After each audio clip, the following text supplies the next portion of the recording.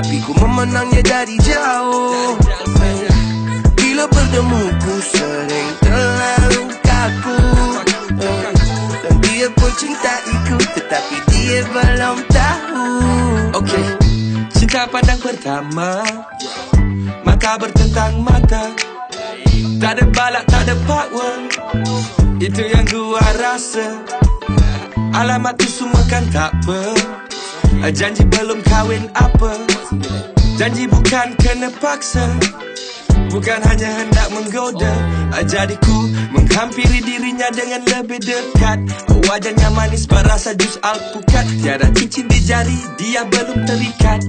Jun habis semua lelaki terpikat. Dia penuh gaya dan penuh kelas, penuh sopan santun, lembut tak pernah keras. Semena ayat tapi tak lepas, pasal bila berdepan ayat tak keluar jelas. Dia cintaku tetapi hanya dari jauh. Dia cintaku tetapi ku memandangnya dari jauh. Bila bertemu ku sering terlalu kaku, dan dia pun cintaiku tetapi dia belum tahu.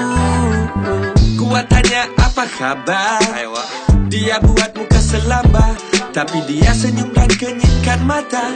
Jadi gua pun turunkan cermin mata. Tengok spek saya ni. Dia tanya tu brand apa, gua cakap ini Ray-Ban Wayfarers.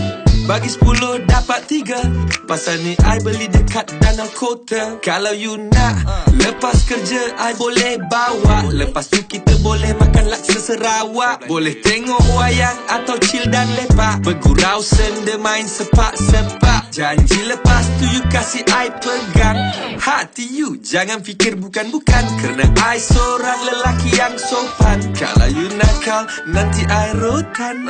Dia cintaku tetapi hanya dari jauh. Dia cintaku tetapi ku memandangnya dari jauh. Bila bertemu ku sering terlalu kaku, dan dia pun cintaiku tetapi dia belum tahu. Sekarang gua ada awet, buka dada macam awi, memang world macam Maui. Jual motor dan terus beli my wheel. Walau terpaksa makan roti, janji cinta gua terbukti. Kalau terlepas gua yang rugi, mungkin kita boleh jadi suami isteri. Kan? Dia cintaku tetapi hanya dari jauh. Dia cintaku tetapi ku memandangnya dari jauh. Bila bertemu ku sering terlalu kaku, dan dia pun cintaiku tetapi dia belum tahu. Cintaku tetapi hanya dari jauh. Malam pertama, malam kedua bersama saja. Bila bertemu ku sering terlalu kaku, dan dia pun cintaiku tetapi dia belum tahu. Cinta pandang pertama, mata bertentang mata, tak ada balak, tak ada power. Itu yang gua rasa. Alamat tu semua kan tak apa. Janji belum kahwin apa. Janji bukan kena paksa, bukan hanya hendak menggoda. Jadi ku menghampiri dirinya dengan lebih dekat. Wajahnya manis berasa jus alpukat. Tiada cincin di jari, dia belum terikat.